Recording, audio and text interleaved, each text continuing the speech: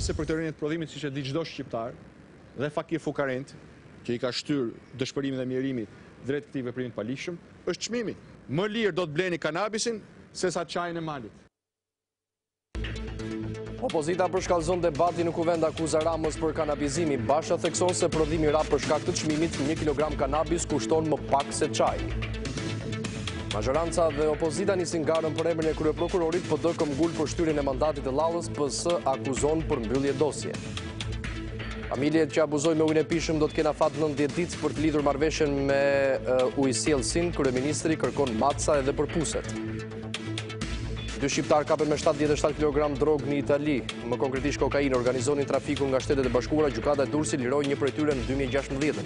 Gjykata belge rrëzon kërkesën e Spanjës për ekstradim të presidentit Katalonjës, do bashkë me ministra do hetojnë në gjendje të lirë.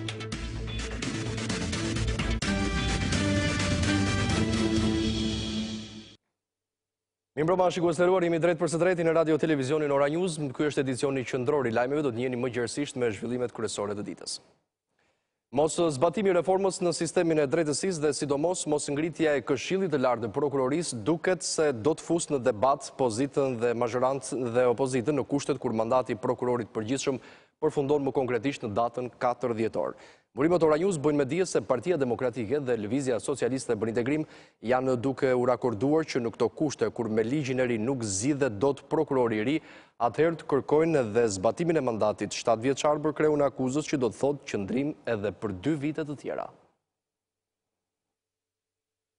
4 dhjetori është dita kur prokurori të përgjithshëm Adriatik Llallës i mbaron mandati, e pikërisht ky moment pritet që të përfshijë në debat qeverinë me opozitën. Ndryshimet kushtetuese në kuadër të reformës në drejtësi kanë sjellë një vakum institucional, kjo për faktin se ende nuk është ngritur Këshilli i Lartë i Prokurorisë. Në bazë të nenit 148.2, këtij institucioni me ndryshimet kushtetuese i lindet drejta e hapjes së procedurës dhe dërgimit në kuvent të një liste me kandidatët për prokuror të përgjithshëm. Këshilli i Lartë i Prokurorisë bazuar në një thirrje publike dhe procedurë transparente përzgjedh dhe rendit 3 kandidatët më të kualifikuar dhe ja përcjell kuvendit sipas ligjit. Në kushtet kur Këshilli i Lartë i Prokurorisë nuk është ngritur, mbeten 2 rrugë për të ndjekur për zgjidhjen e këtij ngërçi, ose të zgjatet mandati i prokurorit Llalla, ose parlamenti do të ndërhyjë përmes një mekanizmi ekstra ligjor për të komanduar një prokuror deri në krijimin e institucioneve të reja të KLG-s dhe KLP-s. Ky është momenti kyç që ndan palët, pasi edhe pse nuk ka një vendimarrje konkrete dhe 2 kampet kryesore opozitare, PD dhe LSI, po konsultohen me ekspertët ligjor dhe antarët e Komisionit të Ligjeve, kërkesa më e mundur pritet të jetë shtyrja e mandatit të prokurorit aktual, kjo për një periudhë 2 vjeçare duke çuar mandatin e shefit të akuzës në 7 vjet, aq sa parashikon kushtetuta e re. Prokurori i përgjithshëm zgjidhet me 3/5 të antarëve të kuvendit, mes 3 kandidatëve të propozuar nga Këshilli i Lartë i Prokurorisë për një mandat 7 vjeçar dhe pa të drejtë riemërimi. Majoranca mbron variantin e dytë, komandimin e një prokurori të ri deri në ngritjen e Këshillit të Lartë të Prokurorisë dhe Këshillit të Lartë gjyqësor.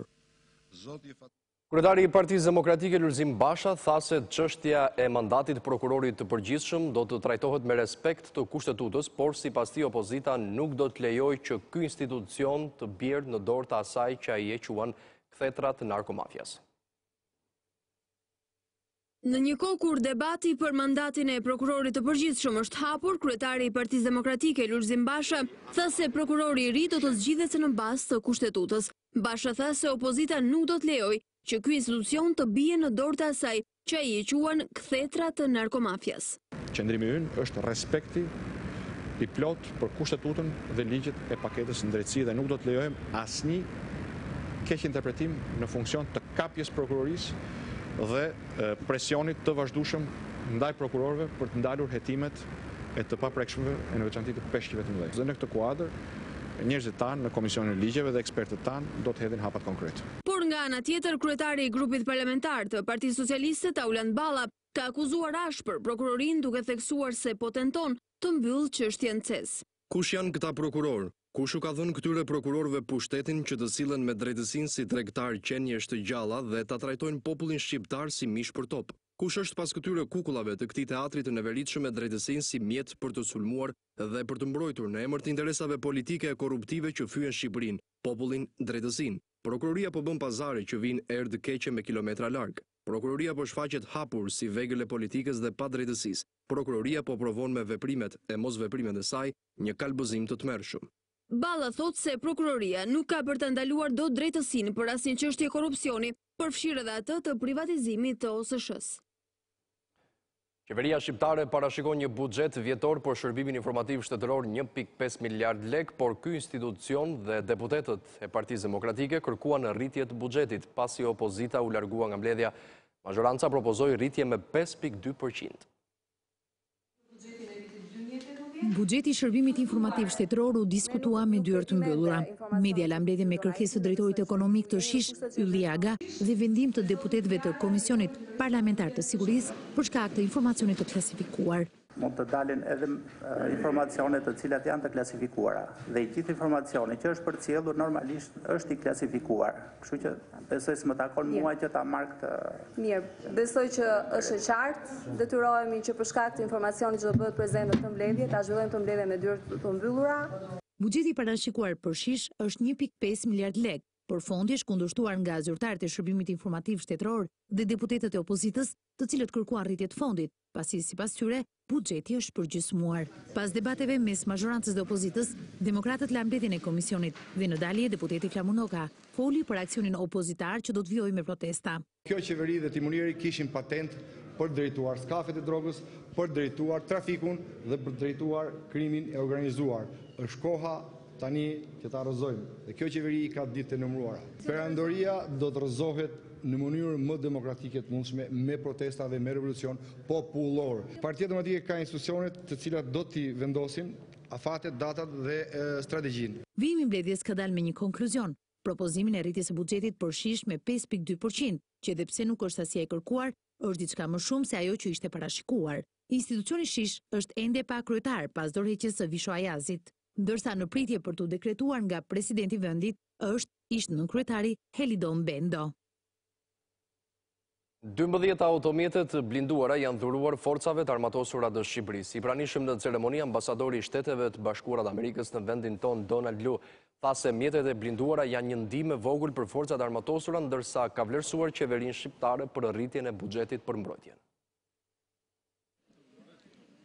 Qeveria amerikane i ka dhuruar forcave të armatosura të Shqipërisë 12 automjete të blinduara që do të jenë në shërbim të forcave toksore të FA-ve. I pranishëm në ceremoni ambasadori Donald Lu vlerësoi faktin që qeveria shqiptare ka rritur buxhetin për mbrojtjen, e cila sipas tij bëhet për herë të parë që nga antarësimi në NATO në 2009. Për herë të parë që kur Shqipëria u anëtarësua në NATO në vitin 2009. Po shohim një rritje të madhe në buxhetin e propozuar të mbrojtjes, mbi 8 miliard lek më shumë se vjet. Kjo është një përparësi e përbashkët e qeverisë dhe e opozitës, e presidentit, e kryeministrit dhe e kuvendit. Ju lumt. Diplomati amerikan tha se vizita e ministres Gjashka në Pentagon në janar do të zgjerojë marrëdhëniet ushtarake dhe do të rrisë mbështetjen e SBA-ve për forcat armatosura. Ndërkohë ministre e mbrojtjes Olta Gjashka ka falendëruar qeverinë amerikane për mbështetjen, ndërsa ka deklaruar se forcat armatosura shqiptare do të armatosen sipas standardeve të NATO-s. Gjendemi së bashku me aleatët tanë në zonat më të nxehta të globit. Marrim përsipër angazhimin për mbushjet kërkesave të aleancës, por gjithashtu mendojmë në çdo moment për përmirësimin e realitetit me cilin përballemi. Ambasadori amerikan tha se vitin tjetër SBA do të rrisin buxhetin për trajnimin e ushtarakëve shqiptar.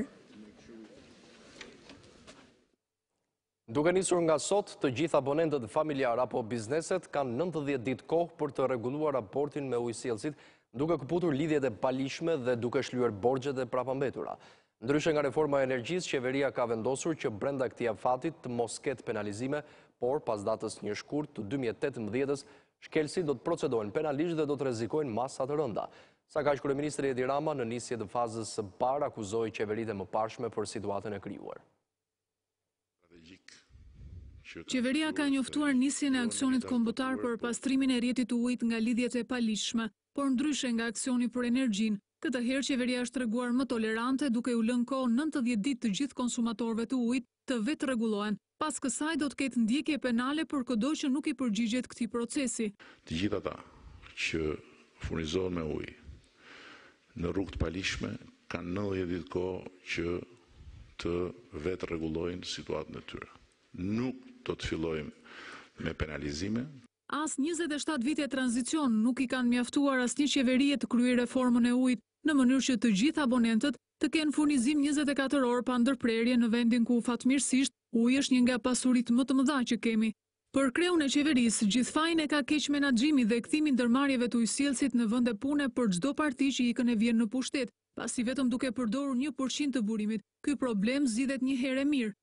Ne në këtë vend mjafton të përdorim vetëm 1% të burimeve tona ujore për të garantuar furnizim pa ndërprerje ditë natë për të gjithë popullsinë e vendit. Vetëm 1%. Ministri i Energjetikës Gjiknuri paralajmëroi se pas një shkurti do të nisë procedimi penal për të gjithë ata që gjenden me shkelje. Do të ketë verifikim dhe ndërhyrje derë më derë tek çdo abonent dhe konsumator i ujit pishëm.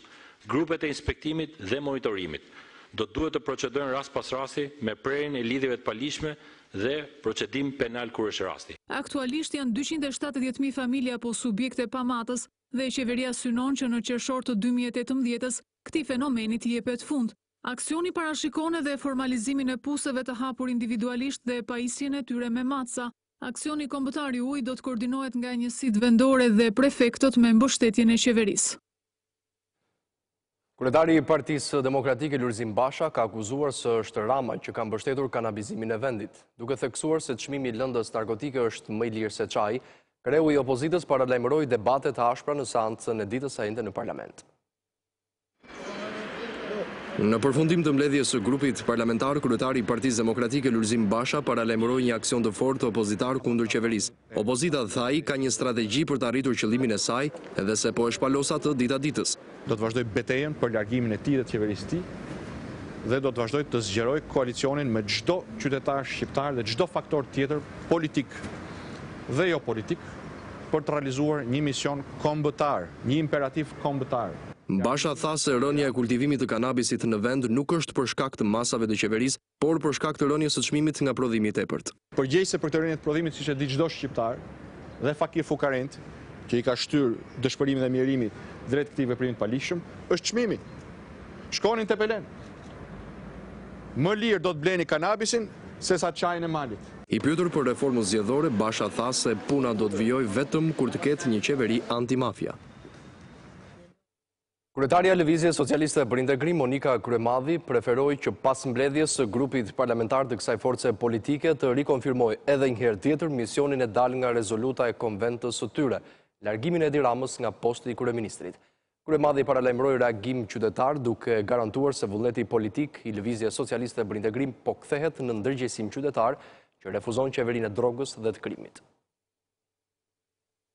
Vetëm një ditë pas konventës së LSI-s ka qenë grupi parlamentari i kësaj partie që ka rikonfirmuar mbështetjen e plotë për kërkesën kryesore dhe të vetme të rezolutës. Pas mbledhjes së grupit, kryetaria e LSI-s Monika Kryemadhi theksoi se çmontimi i narkoshtetit të Edi Ramës është kthyer në mision të LSI-s. Nuk do të lejojmë realizimin e projektit të vërtet të rilindjes për një Shqipëri narkoshtet demokratik. Edi Rama nuk është zgjidhja e problemit, por ai është vetëm burimi i këtij problemi dhe peng i krimit të organizuar. Për Lëvizjen Socialiste për Integrim, kryeministri i vendit ka kontribuar vazhdimisht në kriminalizimin e politikës shqiptare dhe penalizoi procesin e dekriminalizimit të saj, duke përfshirë në parlament individ me precedent penal dhe duke burgosur qytetar të pafuqishëm, qoftë edhe për kafshatën e mjerimit. Ishte Edi Rama që futi në parlament dhe në zgjedhjet bashkiake persona dhe individ me precedent penal dhe me të kaluar kriminale. Ishte ai që mbronte kriminalizimin e politikës shqiptare dhe luftonte dekriminalizimin e saj. Vullneti politik i LSI-s është vullnet i qindra dhe mijëra antarëve dhe njerëzve të thjeshtë. Refuzojnë të qeverisen nga një kryeministër që ka vetëm një objektiv, të burgos, të varfër, të madh edhe të vogël, të cilët nuk kanë mundësi të kapërdin kafshatën e mjerimit e jo më të paguajnë faturat e energjisë dhe të ujit pishëm. Për kryetaren e LSI-s, reforma në drejtësi praktikisht ka rënë, referuar deklaratës së një dite më parë të kreut të qeverisë dhe ku për Kryemadhin, Rama bëri policin, hetuesin, prokurorin dhe gjykatësin.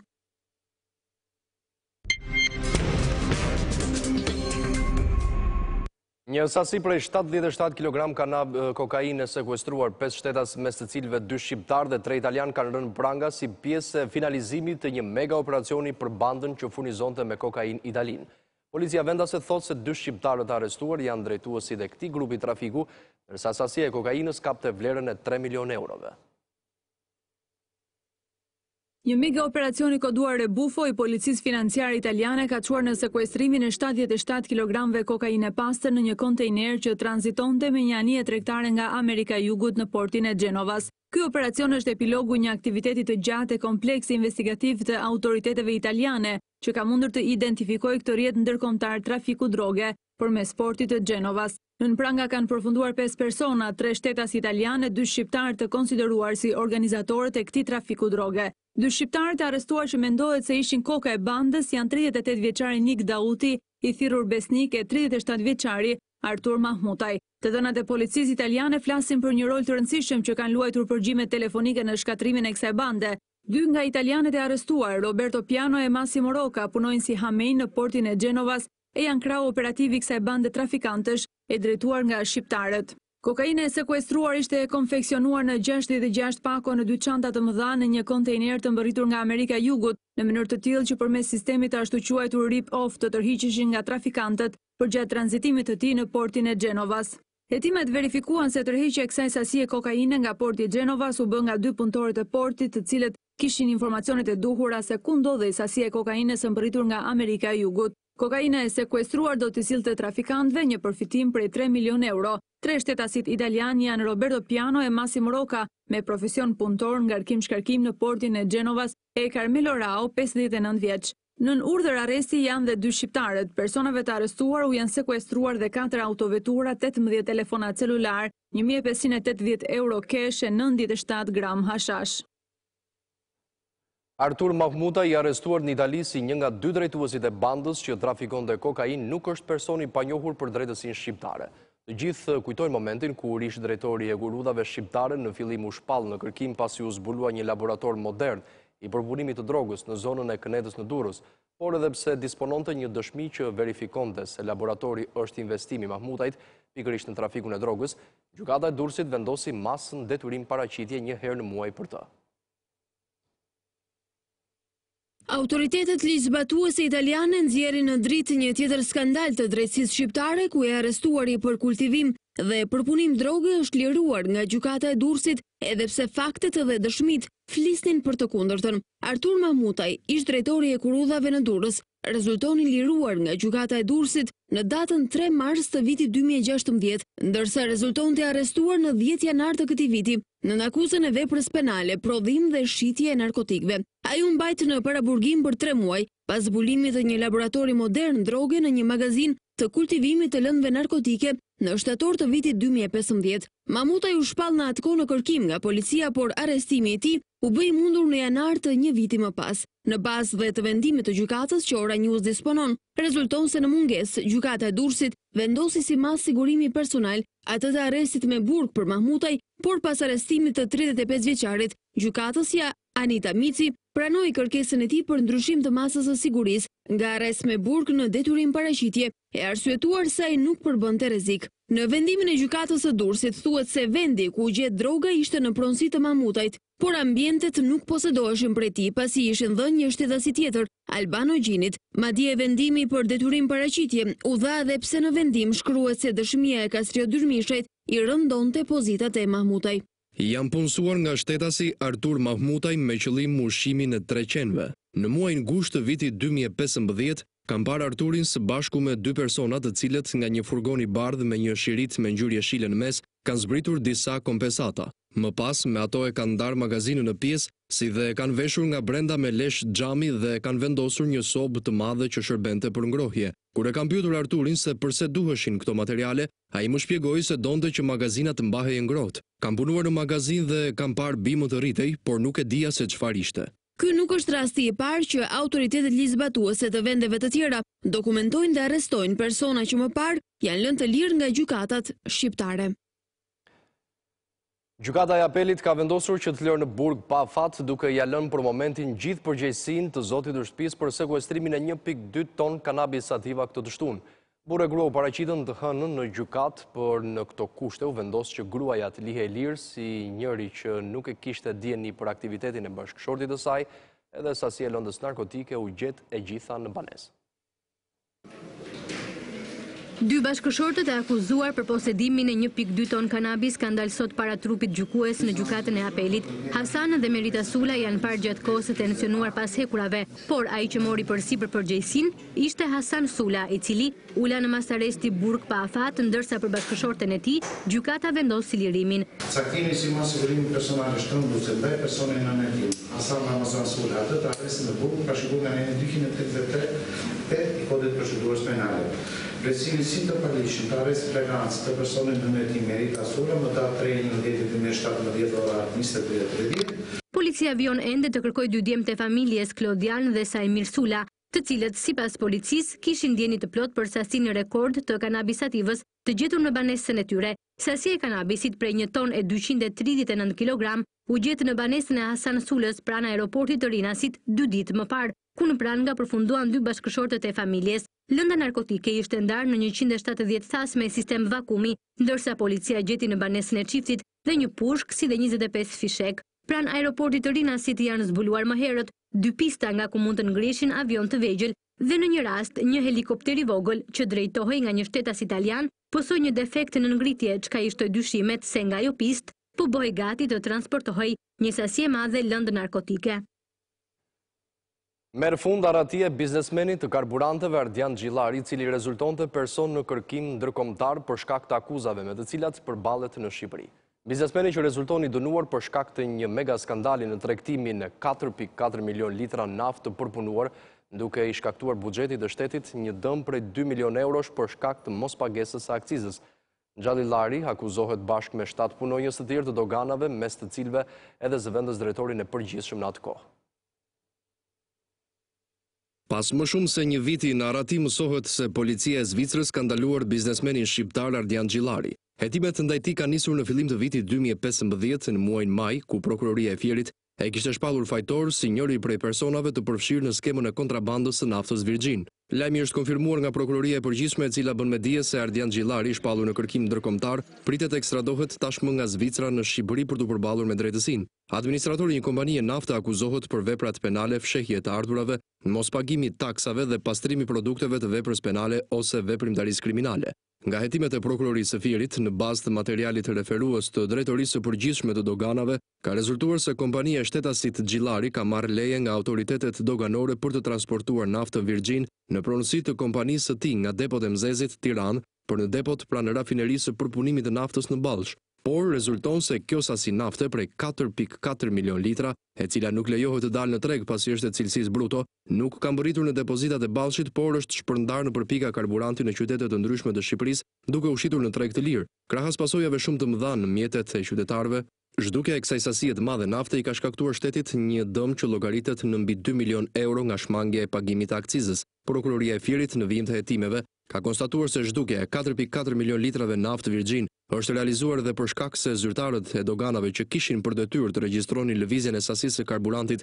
nga Mzezi në Ballsh dhe të monitoronin depozitimin e saj në depot përkatëse, nuk e kanë kryer as pak detyrën e tyre. Masa e arrestit me burg është dhënë në mungesë të tij pasi Gjillari rezultoi person në kërkim pasi kishte lënë Shqipërinë para se gjykata të jepte vendimin. Ai akuzohet bashkë me 7 persona të tjerë, kryesisht punonjës dogane, mes të cilëve dhe ish zëvendës drejtoria e përgjithshme e doganave, ndërsa denoncimi për këtë çështje është bërë nga kompania koncesionare Crown Agents. Pritet që në ditët në vijim autoritetet e drejtësisë zvicerane të vendosin për ekstradimin ose jo të Gjillarit. Garda e Republikës ka marrë detyrën për mbrojtjen e strukturave të posaçme të vettingut, e po ashtu garda do të vërë në dispozicion veç truprojave edhe shoferë që duhet të mbajnë dhe gradën e nënoficerit. Sipas vendimit të qeverisë, në ruajtje do të jenë kryetari dhe komisionerët e komisionit pavarur të kualifikimit, kryetari dhe gjyqtarët e kolegjit të posaçëm të apelimit, komisionerët publik, vëzhguesit ndërkombëtar të emëruar nga operacioni ndërkombëtar i monitorimit, si dhe inspektorin e përgjithshëm të Inspektoriatit të Lartë të Deklarimit dhe kontrollit të pasurive dhe konfliktit interesit. Po ashtu garda do të ruaj dhe do të mbrojë objektet, kryesisht mjediset e punës, ku ushtrojnë veprimtari 4 struktura të reja të reformës në sistemin e drejtësisë. Në mbledhjen e qeverisë janë miratuar edhe 3 zëvendës ministrat, Hajrullah Çeku, Besa Shahi dhe Valbona Shajaku emrat bërë publik më parë nga kreu i qeverisë Edi Rama.